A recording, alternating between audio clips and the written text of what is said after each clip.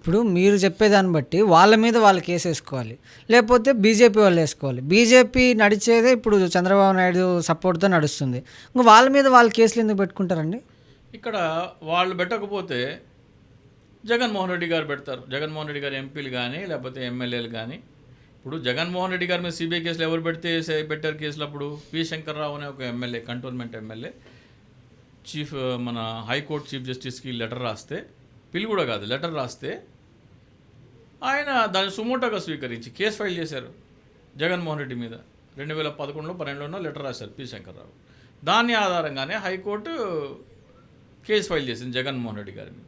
అట్లాగే ఇప్పుడు జగన్మోహన్ రెడ్డి గారి దగ్గర ఉన్న ఎంపీలు కానీ ఎమ్మెల్యేలు కానీ, లేకపోతే ఉండవల్లి అరుణ్ కుమార్ లాంటి వాళ్ళు కానీ, లేకపోతే లక్ష్మీ పార్వతి లాంటి వాళ్ళు కానీ కేసు వేయచ్చు కదా. లక్ష్మీ పార్వతి గారు గతంలోనే చంద్రబాబు నాయుడు గారి మీద కేసులు వేస్తున్నారు.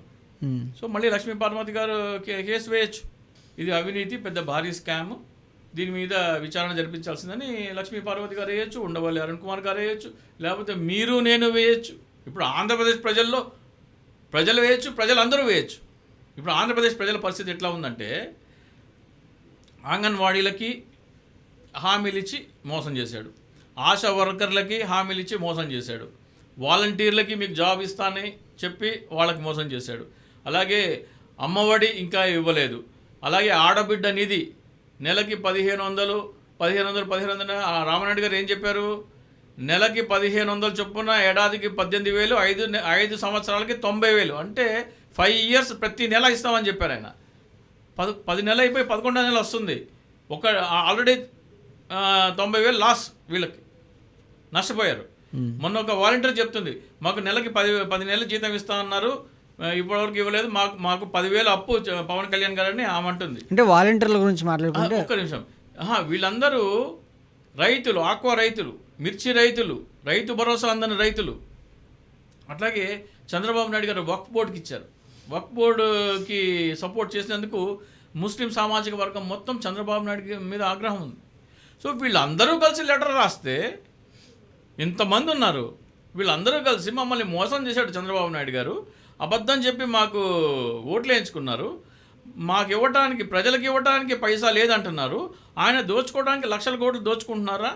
ఇది ఒకసారి దీని మీద విచారణ జరిపించండి అని సుప్రీంకోర్టు చీఫ్ జస్టిస్కి ప్రతి ఊరు నుంచి 1000 మంది, 2000 మంది, 5000 మంది లెటర్స్ రాశారనుకోండి. ఆ గ్రామ జనాభాని బట్టి, ఒక గ్రామం ఉంది, 2000 మంది జనాభా, దాంట్లో ఆశా వర్కర్లు ఉంటారు, అంగన్వాడీలు ఉంటారు, వాలంటీర్లు ఉంటారు, అమ్మఒడి అందని తల్లులు ఉంటారు, ఆడబిడ్డ నిధి అందని తల్లులు ఉంటారు, ఫ్రీ బస్సు అందని తల్లులు ఉంటారు, రైతులు ఉంటారు, రైతు భరోసా అందని రైతులు ఉంటారు, వీళ్ళందరూ ఉంటారు.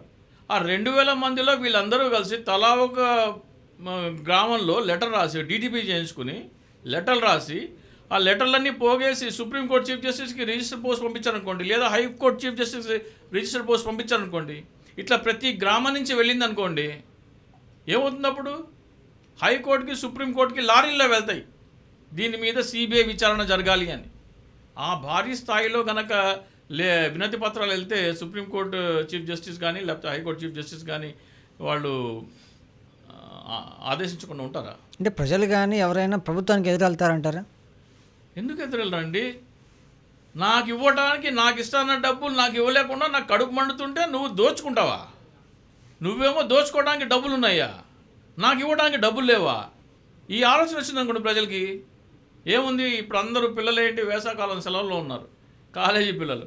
అరే బాబు, కావాలంటే ఆ వినతి పత్రం ఫార్మాట్ మీకు నేను ఇస్తాను, ఏం రాయాలి లెటర్, అది డిస్క్రిప్షన్లో పెట్టండి లేదా డిస్ప్లే చేయండి, వెళ్ళి డీటీపీ చేయించుకుని బాబు అని వెళ్ళి ఒక గ్రామంలో 2000 మంది ఉన్నారు అనుకోండి, ఒక 1000 కాపీలో 1500 కాపీలో పట్టరండి అంటే ఆ పిల్లలు వెళ్ళి పట్టుకొస్తారు. రంటారు బాబు, ఒక్కొక్కడు వెళ్ళి 10 మంది దగ్గర సంతకాలు తీసుకురండి అనుకోండి. కాలేజీ స్టూడెంట్లు అంటే డిగ్రీ, ఇంటర్, 10th క్లాస్ వీళ్ళు స్టూడెంట్స్ అందరూ ఉన్నారు, వాలంటీర్లు ఉన్నారు, అంగన్వాడీలు ఉన్నారు, ఆశా వర్కర్లు ఉన్నారు. వీళ్ళందరూ వెళ్ళి సంతకాలు పెట్టించుకొచ్చిన తర్వాత అందరూ కలిసి రిజిస్టర్ పోస్ట్ ఒక కాపీ హైకోర్టు చీఫ్ జస్టిస్ గారికి, ఒక కాపీ సుప్రీంకోర్టు చీఫ్ జస్టిస్ గారికి పంపించారనుకోండి. రాష్ట్ర వ్యాప్తంగా తలుచుకుంటే పెద్ద విషయం కాదు.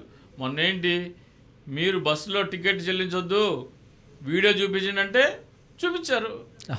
ఇది కూడా ప్రజలకి ఆలోచన వచ్చిందనుకోండి, మాకు ఇవ్వటానికి పైసలు లేవు, పైసా తీయడానికి నీకు లేవు, డబ్బులు లేవు అని చెప్తున్నావు, నువ్వు 1,00,000 కోట్లు దోచుకుంటావా అనే ఆలోచన వచ్చిందనుకోండి, రాస్తారు. ఎస్పెషల్లీ ముస్లిం సామాజిక వర్గం వాళ్ళు పీకల దాకా కోపం మీద ఉన్నారు, వక్ఫ్ బోర్డు సపోర్ట్ చేస్తావా అని. వాళ్ళందరూ మాకు మోసం చేస్తావా, మమ్మల్ని మోసం చేస్తావా అని చెప్పి వాళ్ళు రావచ్చు.